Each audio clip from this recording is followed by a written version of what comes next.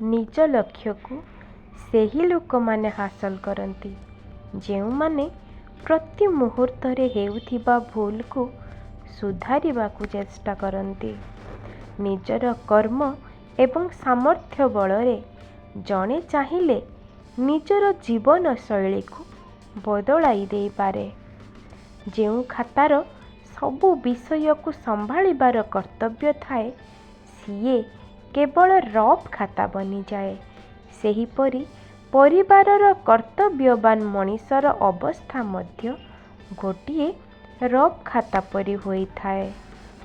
ଗୋଟିଏ ଭୁଲ ଅନେକ ଭୁଲ କରିବା ପାଇଁ ବାଧ୍ୟ କରାଏ, କିନ୍ତୁ ଗୋଟିଏ ଭଲ କାମ ଅନେକ ଭଲ କାମ କରିବା ପାଇଁ ପ୍ରେରଣା ଯୋଗାଏ।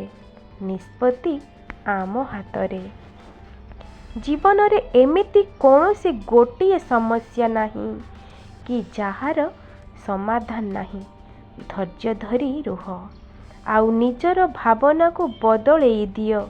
ସମାଧାନର ବାଟ ଆପେ ଆପେ ମିଳିଯିବ। ଜିତିବା ଏବଂ ହରାଇବା ଆମର ଚିନ୍ତାଧାରା ଉପରେ ନିର୍ଭର କରେ। ଯଦି ଆପଣ ମାନିଗଲେ ତ ପରାଜୟ ଏବଂ ନ ମାନି କାର୍ଯ୍ୟ କରି ଚାଲିଲେ ହୋଇଥାଏ ଜୟ। ଜୀବନରେ ଅନ୍ୟମାନଙ୍କ ଉପରେ ନିର୍ଭର ନ କରି ବରଂ ନିଜ ରାସ୍ତାରେ ଆଗେଇ ଚାଲ, କାରଣ ସମୟ ଯେ କେତେବେଳେ ପୂର୍ଣ୍ଣଚ୍ଛେଦ ପକାଇବ ତାହା କେହି ଜାଣନ୍ତି ନାହିଁ। ଜୀବନରେ ସବୁ ଲଢ଼େଇ ଏକା ହିଁ ଲଢ଼ିବାକୁ ପଡ଼ିବ, କାରଣ ଅନ୍ୟମାନେ କେବଳ ସାନ୍ତ୍ୱନା ଦେବେ କିନ୍ତୁ ପାଖରେ କେହି ଛିଡ଼ା ହେବେ ନାହିଁ। ସମୟ ସବୁକିଛି ପରିବର୍ତ୍ତନ କରିଦେଇଥାଏ। ଧୈର୍ଯ୍ୟର ସହ ପରିସ୍ଥିତି ସହିତ ଲଢ଼ନ୍ତୁ। ଦେଖିବେ ସମୟ ଆପଣଙ୍କୁ ଏକ ସୁନ୍ଦର ଉପହାରଟିଏ ଭେଟିଦେବ। ସ୍ୱପ୍ନ ଦେଖିବା ପାପ ନୁହେଁ, କିନ୍ତୁ ନିଜର ସ୍ୱପ୍ନକୁ ଭାଗ୍ୟ ହାତରେ ଛାଡ଼ିଦେବା ସବୁଠାରୁ ବଡ଼ ପାପ ହୋଇଥାଏ।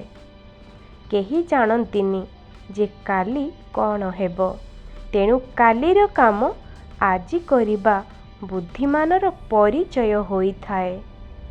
ଖୁସିରେ ରଖିବାକୁ ହେଲେ ଯେଉଁଟା ଆତ୍ମା କହୁଛି ସେଇଟା କର। ଦୁନିଆର କଥାକୁ ଭୟ କର ନାହିଁ, କାହିଁକିନା ଦୁନିଆ କେବଳ କହିଥାଏ, କେବେ କିଛି ଦେଇ ନଥାଏ। କେବେ ବି ନିଜକୁ ଛୋଟ ମନେ କରନ୍ତୁ ନାହିଁ। ମନେ ରଖନ୍ତୁ, ପାଦ ତଳର ଦୁବ ଘାସ ପୂଜାରେ ଲାଗେ, ମୁଣ୍ଡ ଉପରେ ଥିବା ବିଶାଳ ତାଳ ଗଛ ନୁହେଁ। ଜୀବନରେ ସବୁବେଳେ ଏହି 5ଟି ଗହଣା ଧାରଣ କରିବା ଉଚିତ। ତାହା ହେଉଛି ଓଠରେ ସତ୍ୟ, କଣ୍ଠରେ ପ୍ରାର୍ଥନା, ଆଖିରେ ଦୟା, ହାତରେ ଦାନ ଆଉ ହୃଦୟରେ ପ୍ରେମ। ଗଙ୍ଗା ଦେହକୁ ଧୁଏ, ହେଲେ ମନକୁ ନୁହେଁ। କିନ୍ତୁ ପାପ ଦେହରେ ନୁହେଁ, ମନରେ ଘର କରିଥାଏ। ମଣିଷର ଭାଗ୍ୟରେ ଯାହା ଥାଏ ତାହା ହିଁ ଘଟିଥାଏ। ବିଜ୍ଞାନର ଅଗ୍ରଗତି ଘଟିଲେ ବି ମଣିଷ ଜୀବନକୁ ରକ୍ଷା କରିପାରୁନି ଏବଂ ତାକୁ କେହି ପରିବର୍ତ୍ତନ ମଧ୍ୟ କରିପାରିବେ ନାହିଁ। ତେଣୁ ମଣିଷ ଯେତେ ଦିନ ପାଇଁ ଏ ଧରାପୃଷ୍ଠକୁ ଆସିଛି, ସେତିକି ଦିନ ତାର ଲୀଳା ଖେଳା କରି ପୁଣି ଫେରିଯିବ। ସୃଷ୍ଟିକର୍ତ୍ତା ହେଉଛନ୍ତି ନିର୍ଦ୍ଦେଶକ, ଆମେମାନେ ଜଣେ ଜଣେ କଳାକାର। ତେଣୁ ପ୍ରତିଦିନ ସକାଳୁ ପ୍ରଭୁଙ୍କୁ 2 ହାତ ଟେକି ସମର୍ପଣର ଭାବନାରେ ନିଜକୁ ସମର୍ପି ଦିଅନ୍ତୁ, ଯେପରି ଆଜି ଦିନର ଅଭିନୟ ସୁନ୍ଦରତାରେ ଭରିଯାଉ। ଗୋଟେ କଥା ମନେ ରଖନ୍ତୁ, ଯେବେ ଯାହା ସହ ଯେତେ ଦିନ ସମ୍ପର୍କ ଲେଖା ସେତିକି ଦିନ ରହିବ। ତୁମେ ଯେତେ ବି ଚାହିଁଲେ ସମ୍ପର୍କ ଭାଙ୍ଗିବାକୁ ଅଟକାଇ ପାରିବ ନାହିଁ, କାହିଁକିନା ଏ ଜୀବନର ନାଟକରେ କାହା ସହିତ କେତେ ଦିନ ଅଭିନୟ କରିବାକୁ ପଡ଼ିବ ସେଇଟା ଈଶ୍ୱର ଆଗରୁ ସ୍ଥିର କରି ଏ ସଂସାରକୁ ଆମକୁ ପଠେଇଛନ୍ତି। ମଣିଷ ତ ସମସ୍ତେ, ହେଲେ ଫରକ ଏତିକି, କିଛି ଲୋକ ଜଖମ ଦିଅନ୍ତି, ଆଉ କିଛି ସେହି ଜଖମରେ ମଲମ। ସାଥୀ ତ ଅନେକ ମିଳନ୍ତି, ହେଲେ ଫରକ ଏତିକି, କିଛି ସାଥ ଦିଅନ୍ତି, ଆଉ କିଛି ସାଥ ଛାଡ଼ି ଦିଅନ୍ତି।